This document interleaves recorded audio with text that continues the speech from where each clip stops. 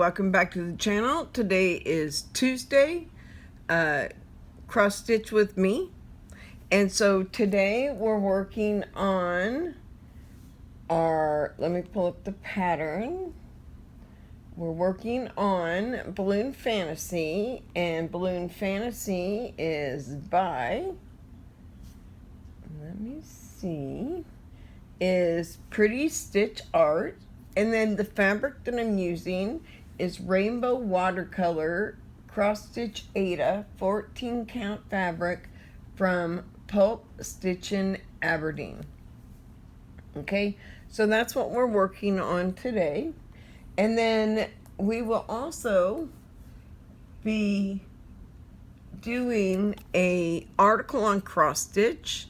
And so for this article, I chose from Cloud's Factory, It's a Love Affair. Okay, so what we're going to be doing is kind of just like we normally do. However, I am going to be doing a cross stitch article today instead of diamond painting, because we're cross stitching, right?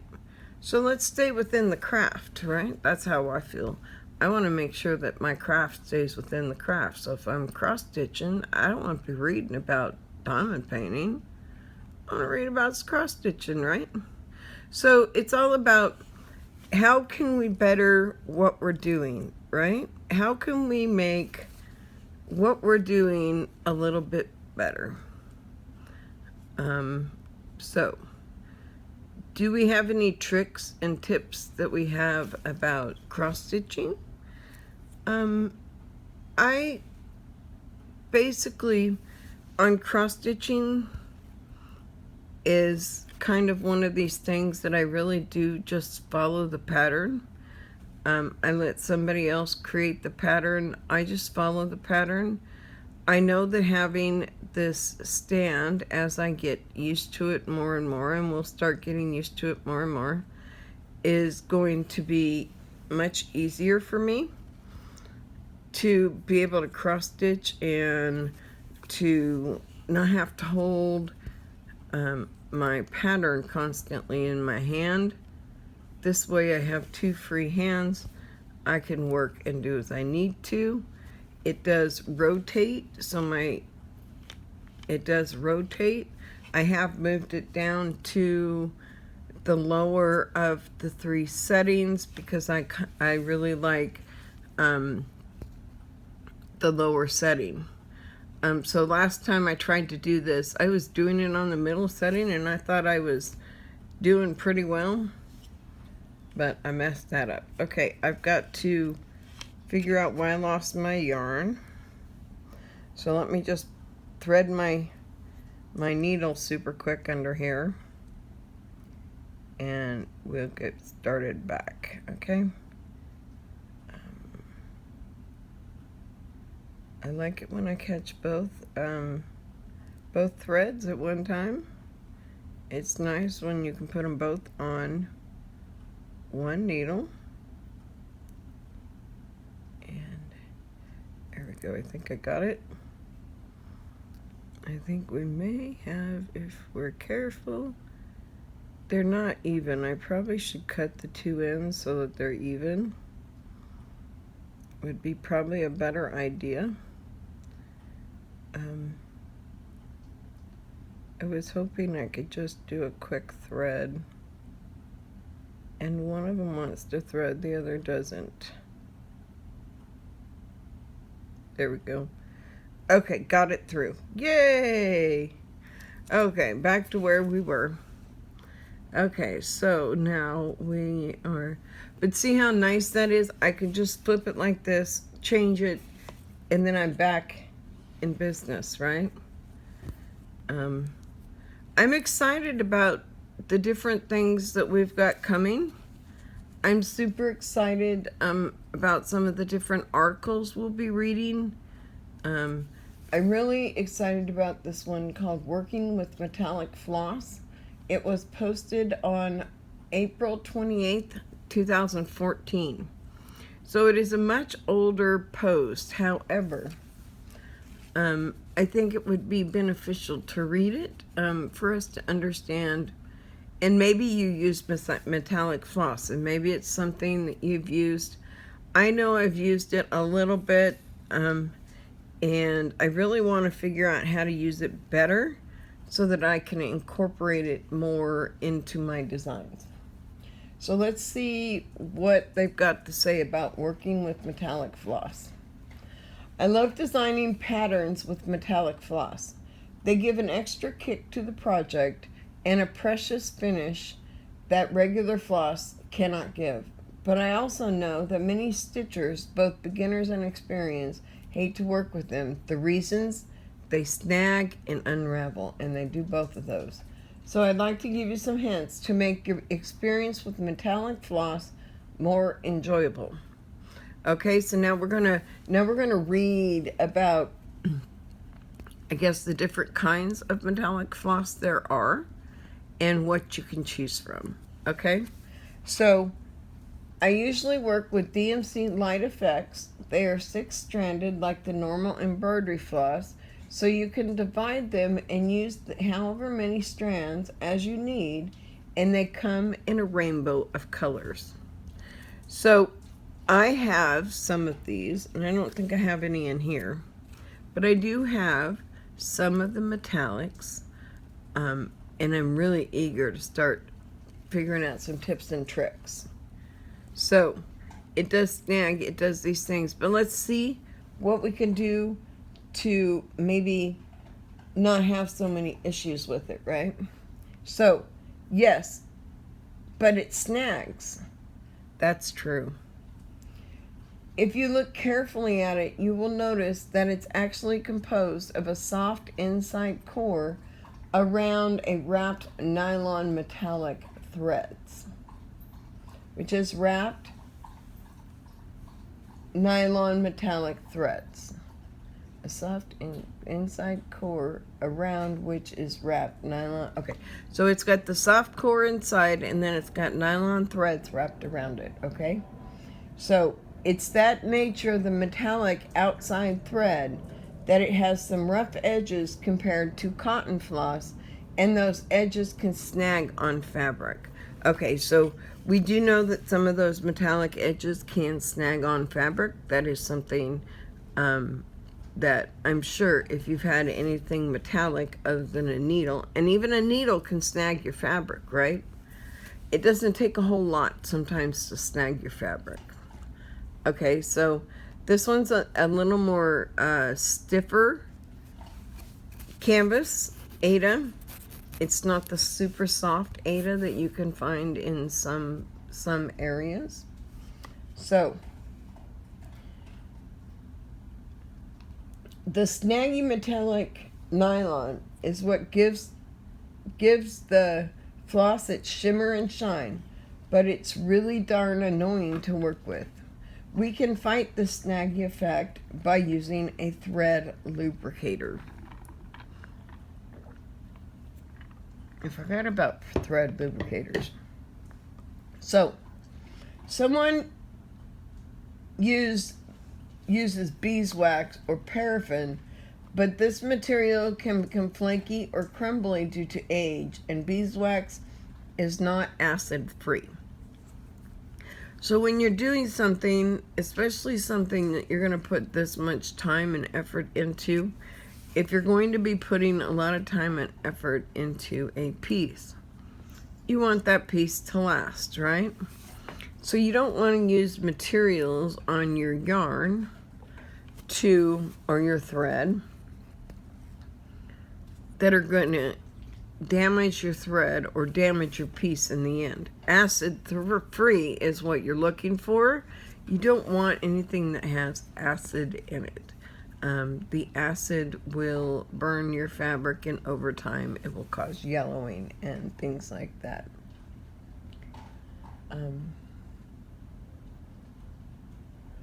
So it may ruin your thread as time passes, okay? So it does sometimes ruin your thread. I personally like to use Thread Haven. It not only helps keep the metallic floss from snagging so much, but it also keeps it nice and shiny. Best of all, it isn't sticky, doesn't smell, and doesn't affect the color of your floss or fabric. So I would not want my floss color messed up as well, because if I'm putting this metallic floss, maybe I'm putting it on a piece next. I have this set of stitches, but the next set of stitches I put in may be that, and I don't want that beeswax or anything changing either the color of my fabric, because I bought this fabric because of the beautiful fabric it is, as well as you don't want to have your yarn fade, so that your yarn color will change color in one area only. So you'll see a fade somewhere, but it's only in that area, so you want to be careful about that. A little blow box lasts ages.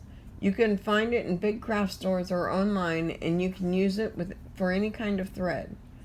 It can be laundered and ironed without staining or marking thread or fabric. And no, I'm not paid by the Thread Haven fabric, I swear. Okay, so it is a Thread Haven. It is a name brand.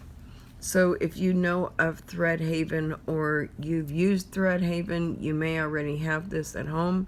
If not, well, go to the box store or go somewhere and see if you can find it, okay? So how to use it. Separate a single strand of floss and run it across your Thread Haven.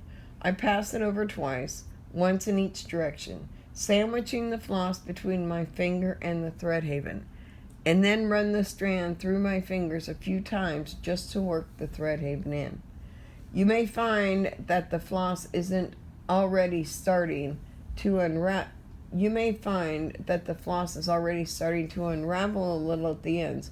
Don't worry, we're going to take care of that. So now that we've got the snags taken care of by putting this Thread Haven thread conditioner and protectant on it, we're now going to finish this last hint about snagging, and then we'll go on to how we handle it if it unravels. Okay, so another hint to avoid snags is to use a needle that is one size larger than you would normally use. The larger needle will help to open the fabric and allow the metallic floss to slide more easily through the fabric. So if you're using a number 2 size needle, then you'll probably want to use a number 3 size needle, okay? And that's just so that you open this hole in your fabric. So you have this hole right here, right? I put my needle through that hole every time. But if you use a bigger needle, let me do this. Let me put this in here and bring this up. And I'm going to show you what the difference is, okay? So this is a little bigger needle than that one, right? I always keep 2 needles on my fabric, right? So I have another needle here. I always have a backup. So if I go through the same hole that I went through a minute ago, it's now going to come out and be just a little bit bigger. That just a little bit bigger amount will be what will help you in the end. Okay, so yes, but it still unravels. That's true again. Come on. And it does for the same reason as it snags. So now I'm going to teach you the most secret of secrets. How to thread your needle. Yes, you already know how to do it. But for metallic floss, you need to thread your needle in a slightly different way that actually contributes to the unraveling problem. So we have 3 different pictures here. I don't know if I can get the picture in. There we go. Only because it's kind of hard to get in here with the thing. But these are the 3 different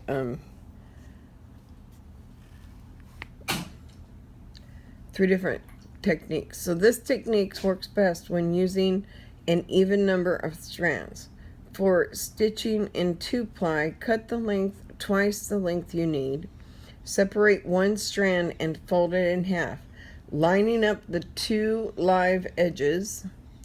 Now take the other end that you actually will loop and thread your needle with the loop end. Now, knot the loop on the needle end by passing the loose ends of the floss in the loop. Basically, you're making a slip knot. So you're making a slip knot that goes over your needle. Then all you need to is trim the live ends of the floss so that they're all even and start your stitching. Anchoring those pesky live ends under first few stitches, just like you do when you're cross stitching with normal cotton floss. That's it. So then she gives a little free pattern for you to practice your metallic stitching with. You can stitch it in any color you please, and it's just a little love symbol. So that was about metallic yarn. I really appreciate being able to learn things about various types of crafts, right? So I'm going to be doing more cross stitching and talking now since we've gone through that. So let's bring up our pattern. I'll finish this section and we'll probably move on to another section.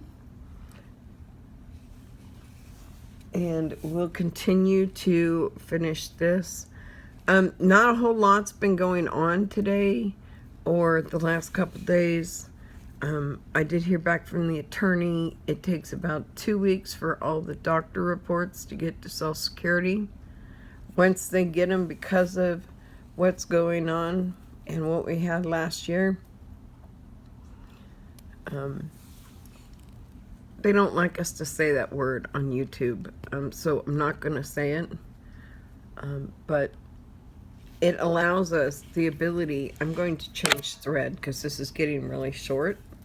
So I'm going to finish off my thread on the back and or I'll just leave it and get a new one out. So let's get a new thread out of our little case here. We have where's our little case? Our little case.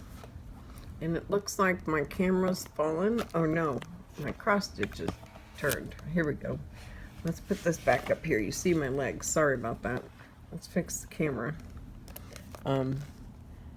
This is a new one for me, so we will continue this video, but next time I'll pay a little closer attention to that.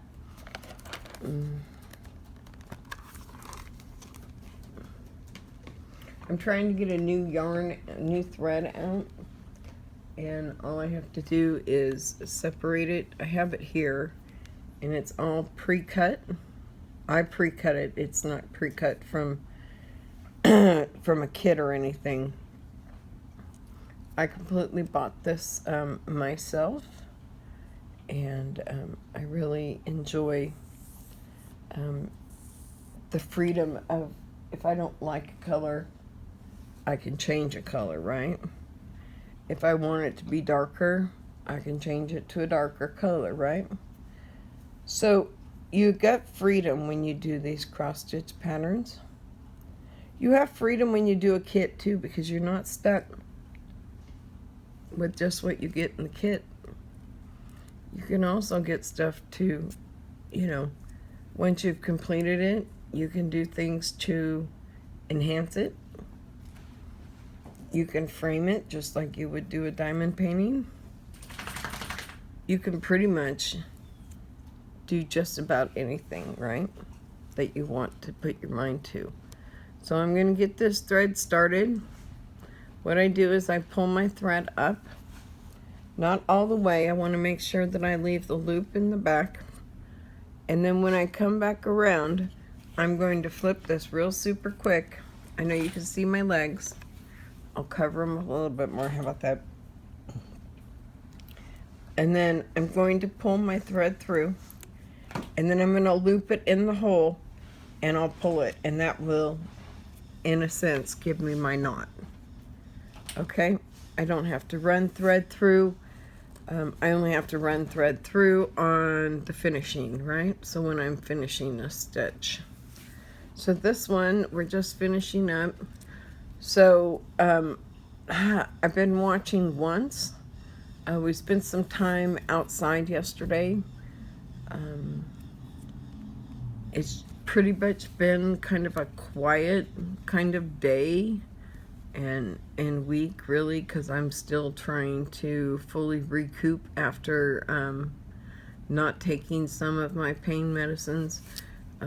Only to, I stopped taking the Tylenol and the ibuprofens and the different things that I do to kind of help with the medications they give me.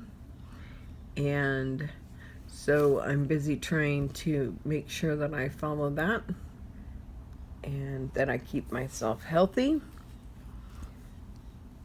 And let's see, what's our next ones? We're going to go on the fourth one and do 3.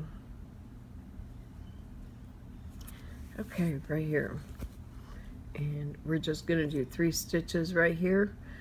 I'm not sure there's a whole lot to talk about right now on my floss tube.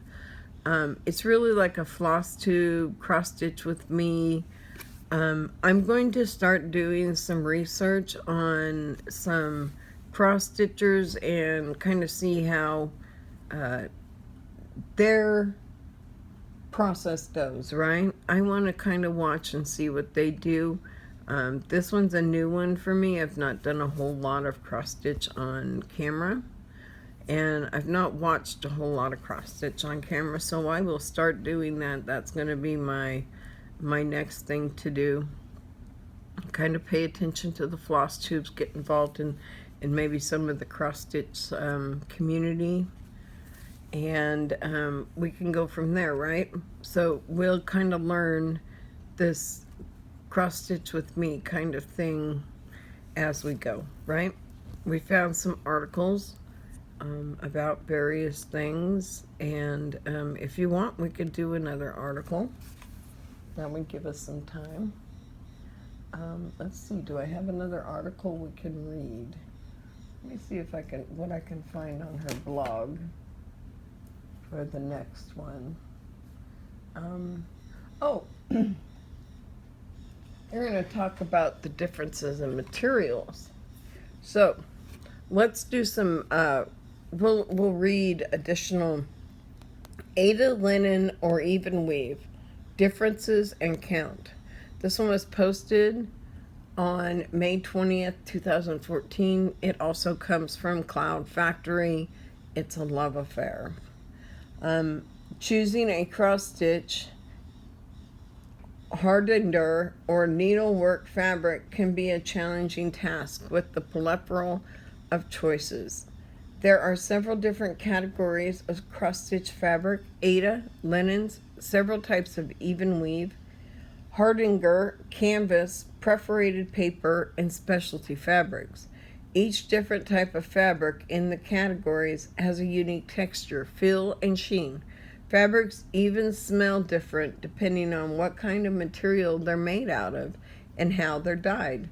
Generally, people first learn to do cross-stitch on Aida and learn to stitch on linen or other even weaves when they become more experienced. But what's the difference, okay? So Aida fabric is certainly the single most popular cross-stitch fabric. So this is Aida. We're working with Aida. I'm a big Aida fan. I love Aida fabrics. So I tend to gravitate towards Aida fabric. I like linen, and there's some other ones that I like. So let's see what else goes on. The name Aida refers to a popular weave of the fabric that was invented by Swagart in 1908. Okay. So, okay. Aida is generally made from 100% cotton, and it comes in several different counts, as large as Herta, which is 6 count, and as fine as 20 count. So I use a 14 count usually, okay?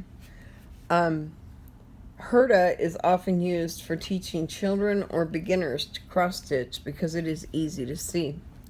18 and 20 count fabrics are for more experienced cross stitchers that are looking for a finer, more detailed look to their piece. So that's like, let's put it in crafting terms.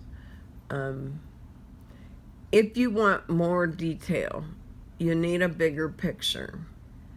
Or in cross stitching, you can take the same fabric but make your count bigger and go to an 18 or a 20, and you're going to have much finer detail than you are in a 14, okay?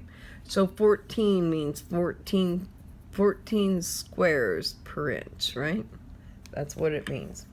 The fabric is made by little squares with 4 holes at the corners. The stitches are formed using these holes. It is available in many different counts, but most common are 14, 16, and 18. That means respectively 14, 16, or 18 stitches per inch. So you're going to put 18 stitches per inch, right? Or 14 stitches per inch. Then I'll tell you the size. If you know how many stitches you have across, right? And you know what's your fabric size, right? And you need to know how far your distance needs to be. You take the total amount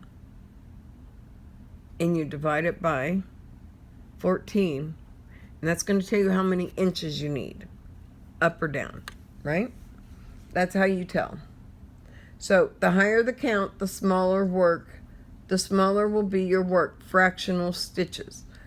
1/4 stitches or 3/4 stitches can be much easier to do on an even weave material. On Aida, the needle needs to punch through the middle of the little square in order to complete the stitch. So in order for me to complete the stitch, if I were to do this stitch, right, 1/4 or 3/4, I have to come in here and go right up in the middle of my stitch, right? So I have to find the middle of that square and come up in it. So that's where I'm going to start my next stitch, is in the middle, if I were to do 1/4 or a 3/4 stitch. And that's why it's saying it's much easier to do on an even weave than it is to do on an Aida. Okay? So Aida Country French is a cotton Aida even weave fabric that has a very soft, luxurious texture.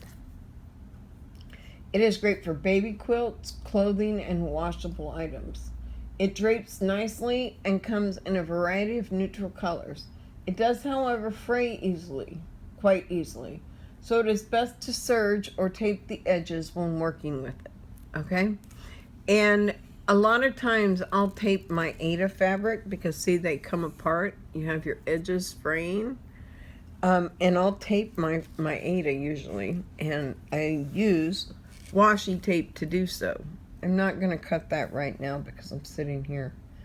Aida Yorkshire is 14 count fabric, is made up of 96% cotton and 4% polyester. It is a rustic fabric and a unique alternative to regular Aida. So if you wanted an alternative or something different, maybe try Aida Country French or Yorkshire if you want something softer.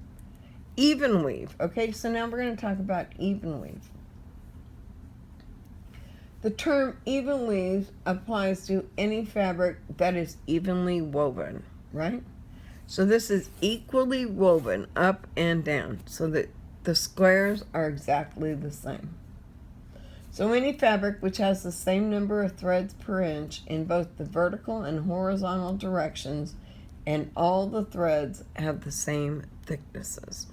So they're all exactly the same. I mean, if you want perfect, that's what an even weave is, okay? The counts are different from Aida, because in this case we do not count the squares but the threads. Normally, even weaves are worked over 2 threads. When you are following the chart, you would miss one hole and go into the next. So basically you stitch on a square of 2 by 2 threads. So instead of doing here, if I were to go from here to here and I do a full and take up all 4 of those squares, now that's how you're going to count on your even weave. Okay?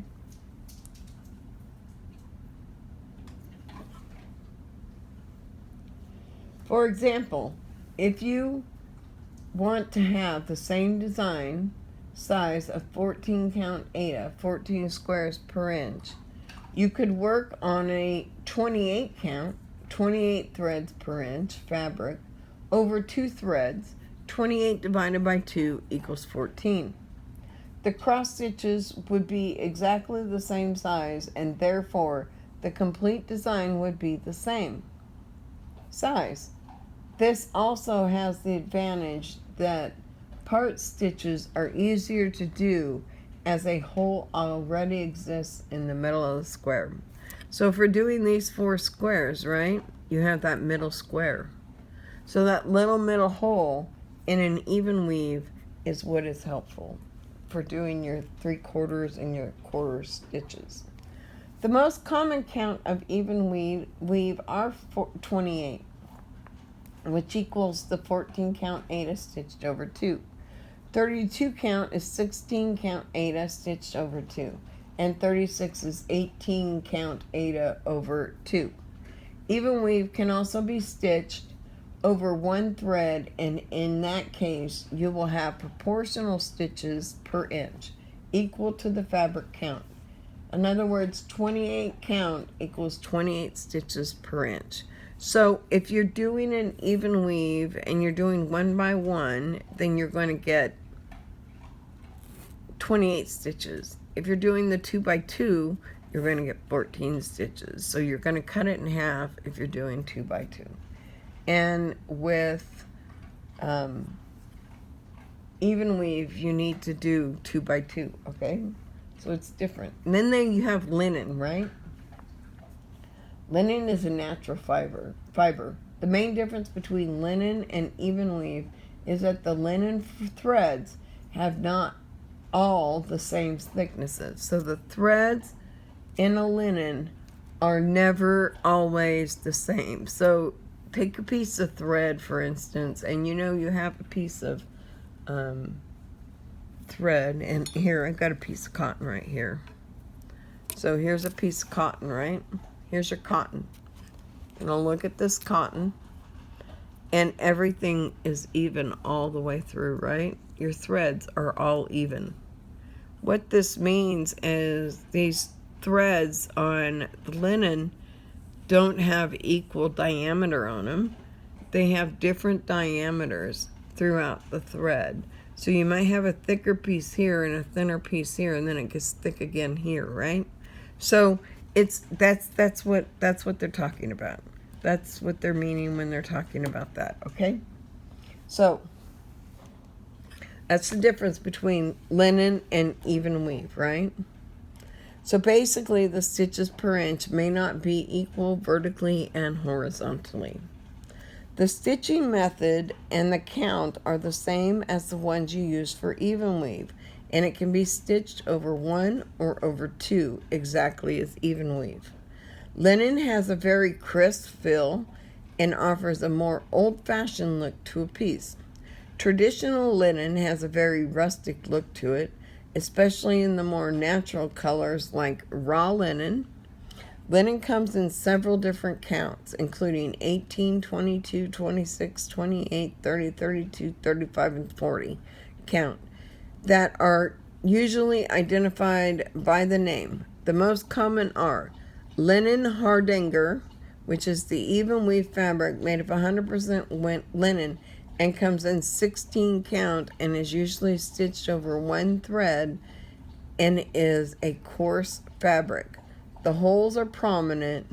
It is a unique alternative to Aida fabric. Cashel linen. 28 count linen also comes in large array of colors and is stitched over 2 in most cases. It's 100% linen and less stiff than regular linen fabric. Then you have Belfast linen, which is 32 count linen, comes in large variety of colors and is normally stitched over 2 threads.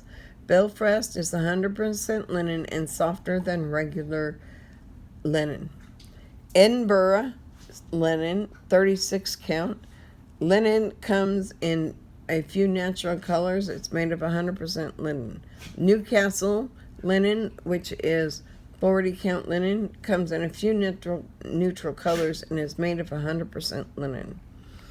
Other cross-stitch fabrics include Jobelan.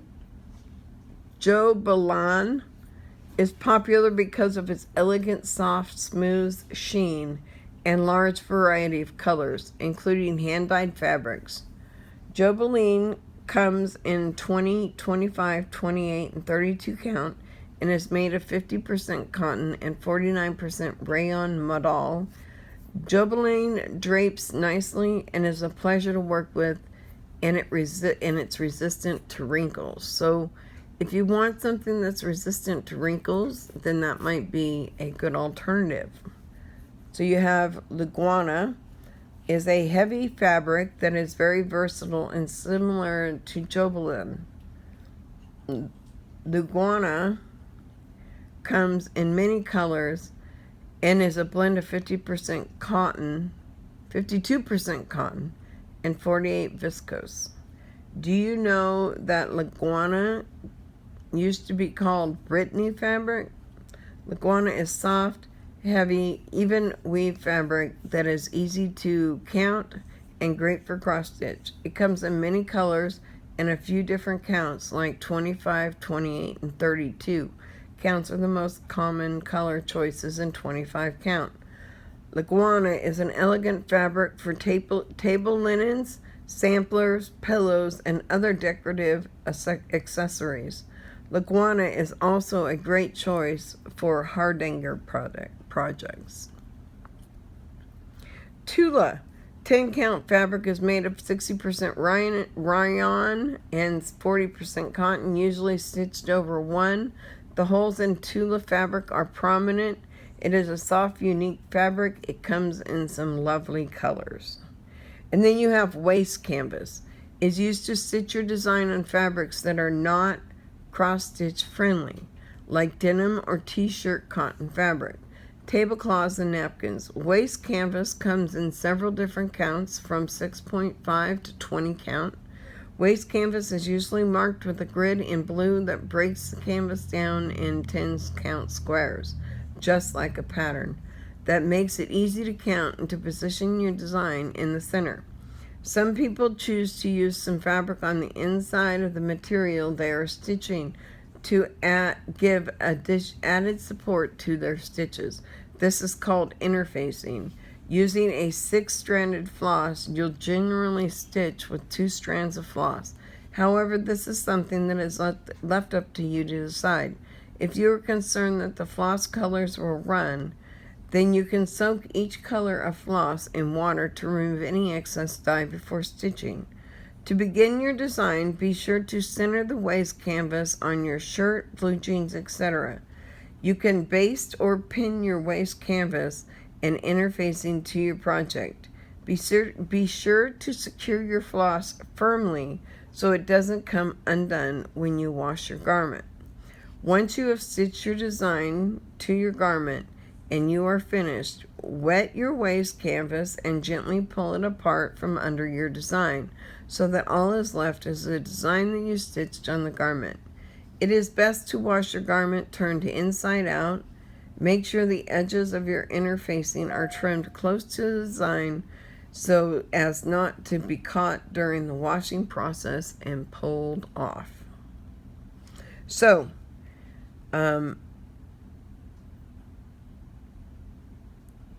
that's that article on the various kinds of fabric available. So we've gone over metallic threads and Aida, linen, or even weave, and the differences and count. So with that said, if you enjoyed this video, a thumbs up would be great.